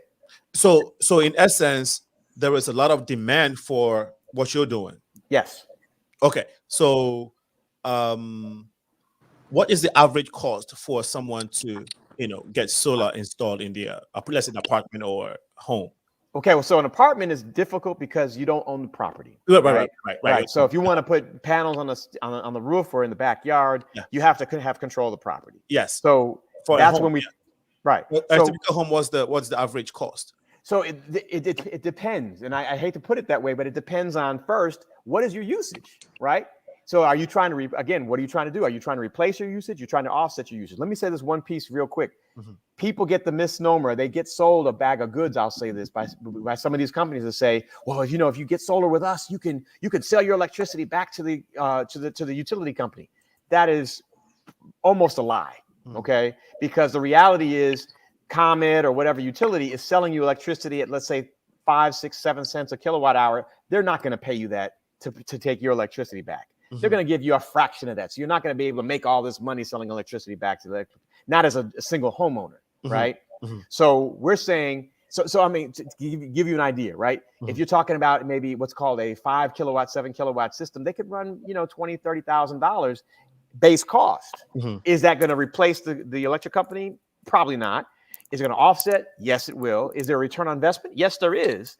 But again, that's a simple estimate based off of a number of factors. Mm. If you got a big backyard or a big roof that's facing south, which makes a difference, and you're trying to offset or replace the electric company, then you're talking about a larger cost, but then you're talking about a larger capacity as well. Okay. Right. So there's a lot of variables involved. Yeah. Crystal, you being in this field, realtor and all of that, and what do you think is the significance of solar energy companies to homeowners? Can you try and make that connection? So I probably won't be the best to make it. What I do know is that it is an industry where it's new, but a lot of people are finding interest in it and they're seeing value in it. I think in terms of infiltrating the market a little bit more, obviously the consumer would need some more knowledge and how it can help them as well as the planet as well. So I'm really not the best person to speak on how those two connect, but I do know that it is a very popular and emerging industry. I mean, at our realtor courses, there's a lot of solar classes. So people are definitely talking about it, and it is going to be the future. Awesome. Can I add something? Can I add something to what you just said? Yeah. And thank you for that, Crystal. One thing that you really need to consider and take a listen to, almost every automobile company now is saying very clearly, we're getting rid of our gas engines by 2030, by 2035. They're going all electric. So the question is, how do you power that electric car, right? Are you going to go down the street and have to pay somebody for some charge up? Or can you generate your own gas? Right. And a lot of electric car owners are saying, well, how can I? Because right now they're charging their cars in their house. Right. They have something connected to their house. Either it's a 220 volt plug-in that they had to pay some electrician to set up, but they're getting their electricity from the utility. Well, why not do that for free by getting a solar system within your house?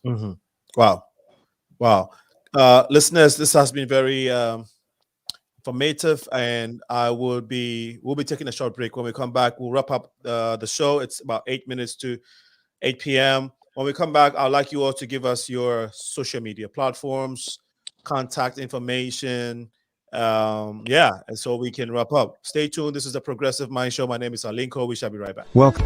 Chris Toffee Financial Company is ready and available either group or one-on-one basis to help you understand different investment opportunities in America that you can invest in with any amount.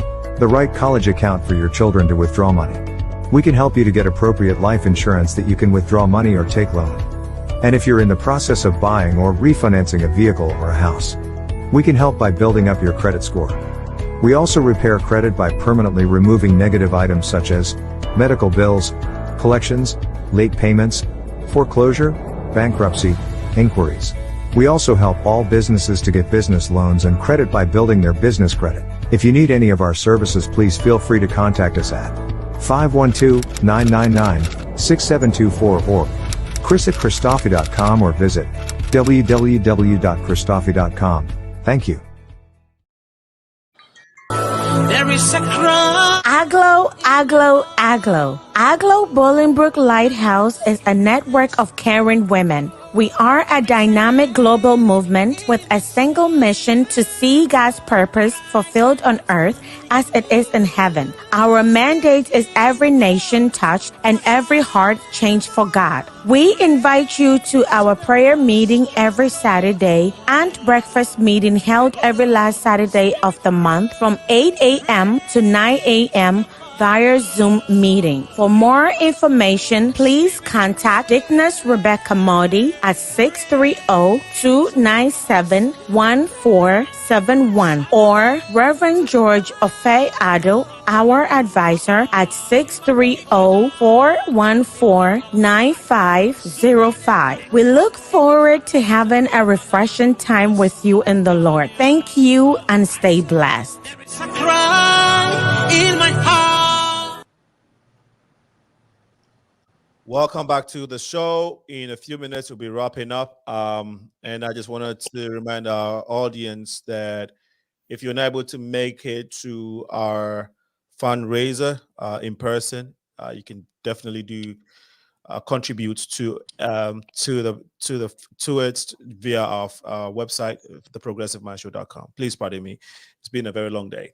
Theprogressivemindshow.com is a website. You can contribute there and support the Progressive Mind Show, or just type the pmsshow.com. For those of you who can make it, is November 12th at Iyanze Restaurant on the north side. We're going to be there having some community leaders.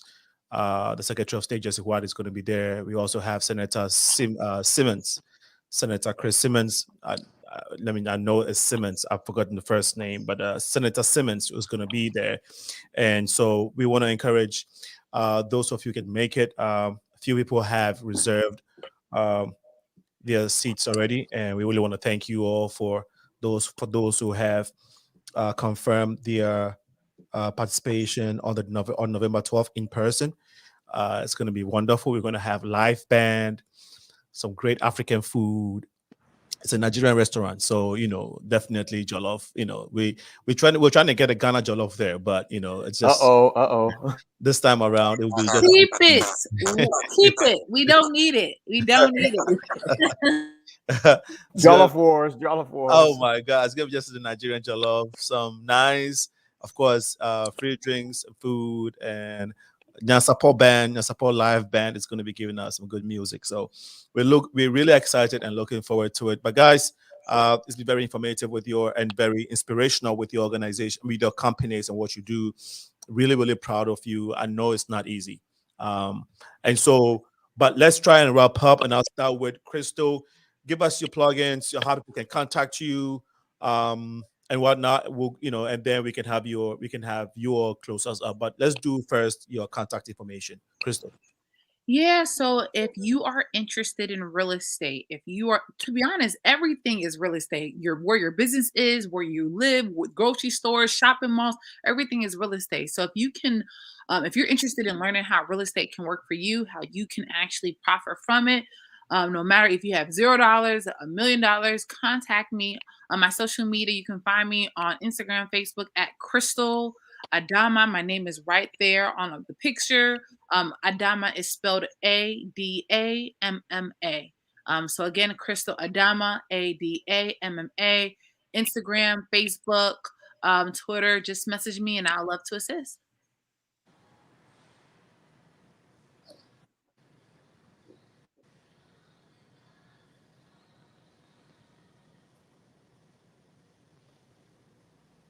Are we supposed to just jump in?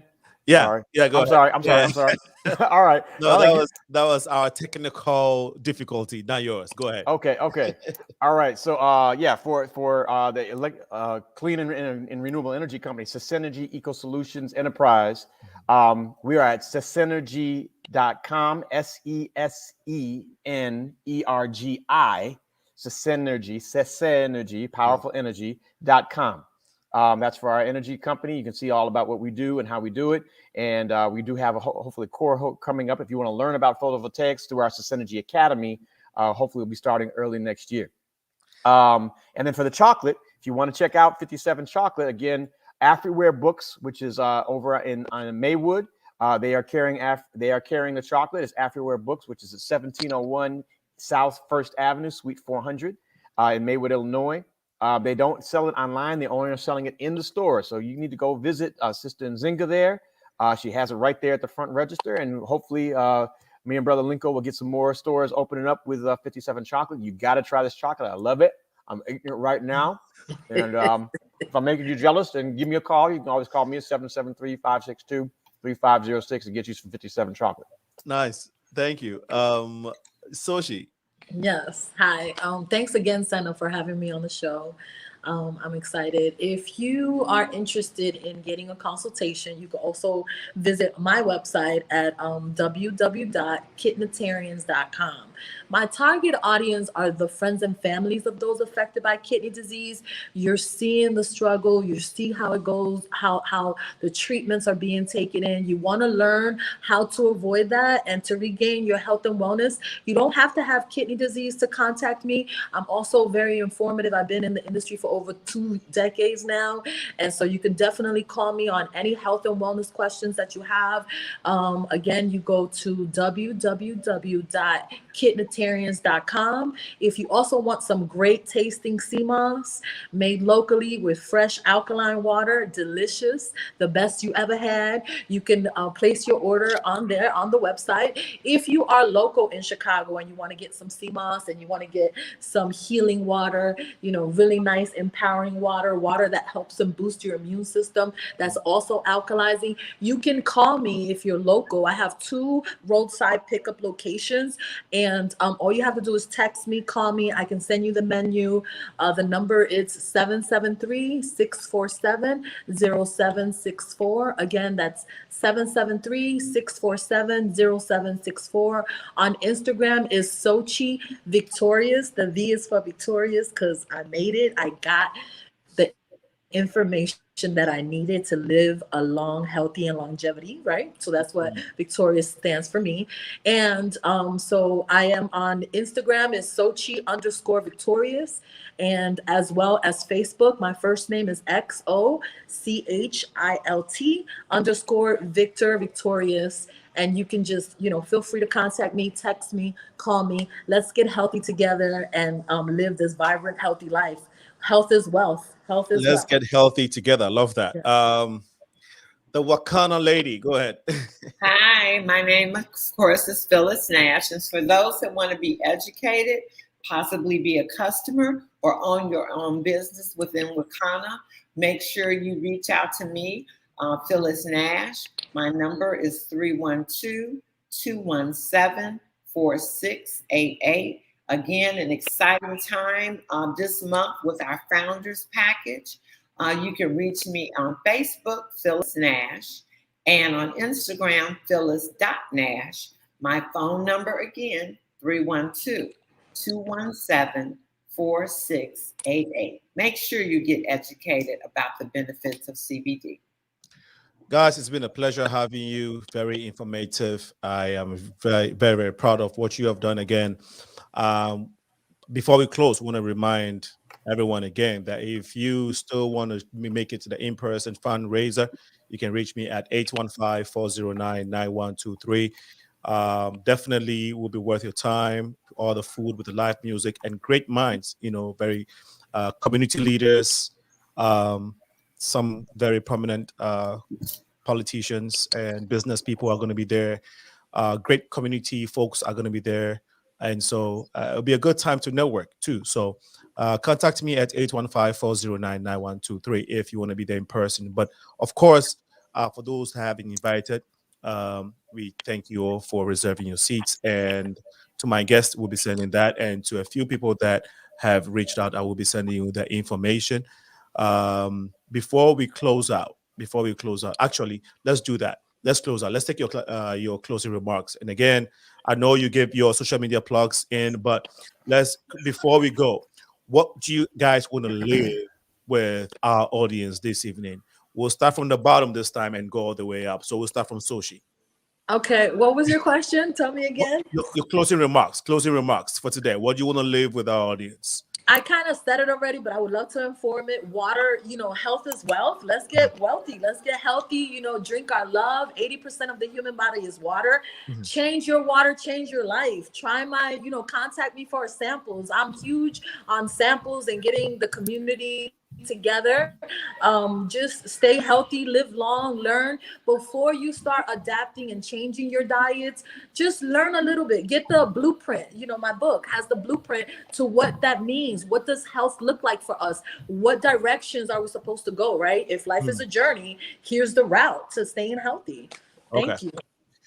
Thank you. And I'm very impressed with your book, book that you've written. I just want to give some kudos. Big time. I actually have 2 books, and I forgot to tell you. Okay. Another round of applause for you then. Let's see it. Can we see it? Okay. Thank nice. You. Yeah. No, good job, Soshi. We're very proud of you. How can the people get the books? Is it on Amazon?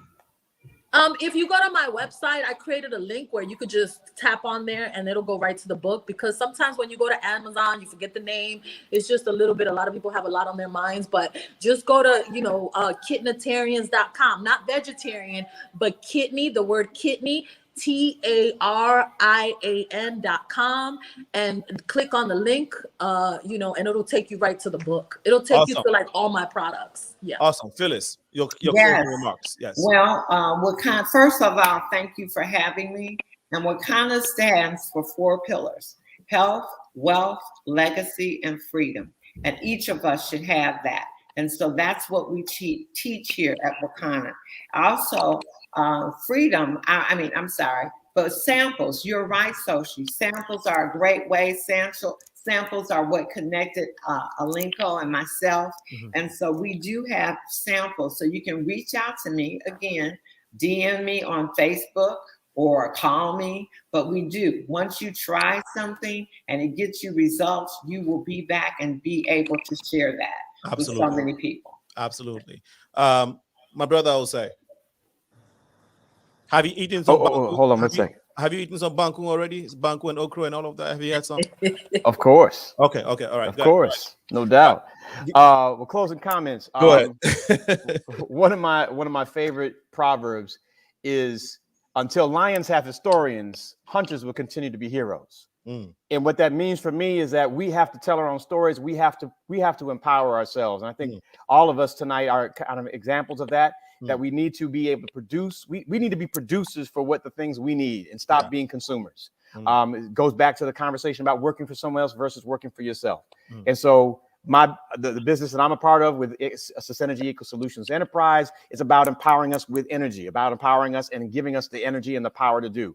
Right? Chocolate, even though I'm a chocoholic, we have medicinal properties for chocolate, but that's something that we buy.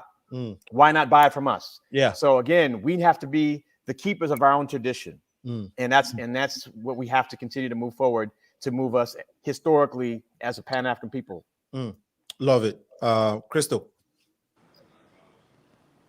Yes, I just want to leave off and say home ownership is possible for anyone. I don't care where you come from. I don't care where you are. I don't care if you have a negative balance in your bank account right now. Home ownership is for everyone, and you have to start somewhere. So if you are interested in starting, no matter where you are, please feel free to reach out to me. For me, I started when I had $0, part-time, just learning the information, but eventually 4 years later, I was able to, achieve a big goal. In addition to knowing that home ownership is for everyone, currently where you are, you definitely need to secure your homes. Like you have this big investment, and even if you're renting, your investments are in your apartment, and you're telling me that you have all of these investments. you know, and you're not securing it. So that means that now anybody can break into your home and take advantage of you. And that doesn't make sense. So if you are interested in securing your property, I work with one of the best security companies, the oldest.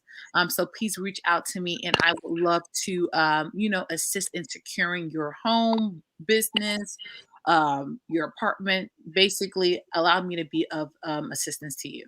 Wow. Thank you guys. Really appreciate you all for coming on the platform and connecting with the community about what you do. You kill what you eat, right? You kill what you eat. Did I get it right? Yeah. Eat what you kill. You eat what you kill. That's true. Okay. I had it the other way around. It's funny. Thinking about it, I'm like, did I really say that? No, thank you. We have learned a lot today, and I'm glad you all came to share your stories. Crystal, ADAMMA, real estate, a realtor and landlord, OSEI, David, co-owner, co-founder of Sasami Strength, Sasanergy. And also a rep for 57 chocolate. Mind you, remember the ones, if you're purchasing this chocolate, you are helping, you know, this, you know, young, beautiful ladies in Ghana, you know, expand their business, and it's powerful. Sochi V with the water station, the SEMA. Water's love, drink your love, drink your love. Yeah, I bought those SEMA, and it's good. The piece that I bought, very good. Sochi King, he ordered the green one. He was brave. Yeah, okay, yeah. But I like this one, and so when I'm done, you know, and I make some more money, I'll come back again and get some. Yeah, health as well. No, yeah, it's very healthy, very healthy. Yeah. Health is important for entrepreneurs, right? Because we're making all this wealth, so you have to stay healthy to follow your money and to sustain that, right? Ashia wanted me to let you guys know that she joined late, but she'll listen later. This is a very powerful lady. She has she's a co-owner, I think a founder of a domestic violence organization, and she's working very hard in the community protecting vulnerable people. And so Ashia Hasnan, thank you for joining in. I now remember that I have need to get to your message, and so I'll do that. But kudos to everything you've been doing for us in the community. Ashia Hasnan of Empowering Women FB. Empowering Women FB. Thank you so much. Now, so that said, what's the name? Phyllis Nash. Yes. We shall hopefully we will be doing this again. Okay, thank you. Love to do it again. There's a monthly thing, so definitely we'll be connected. Remember, to whom much is given, much is required. Being your host, Senna, aka Alinko. We shall be here next week, Wednesday. Guess what we'll be talking about? Dating today's Black man. Very important. Okay, we had a conversation. We talked about dating the educated Black woman. We had all men a few weeks ago, and it was fire. So we're gonna have all ladies. They're gonna tell us their experiences dating the Black man today. So it's gonna be very interesting. Wednesday coming 6 p.m. Make a date with us. All right, ladies and gentlemen, you all have a wonderful evening. Thank you so much. Thank you, Senna. Thank you, guys. It was lovely. God bless you. Thank you. Thank you so much. Y'all take care. Bye. Okay. Bye-bye. Bye-bye.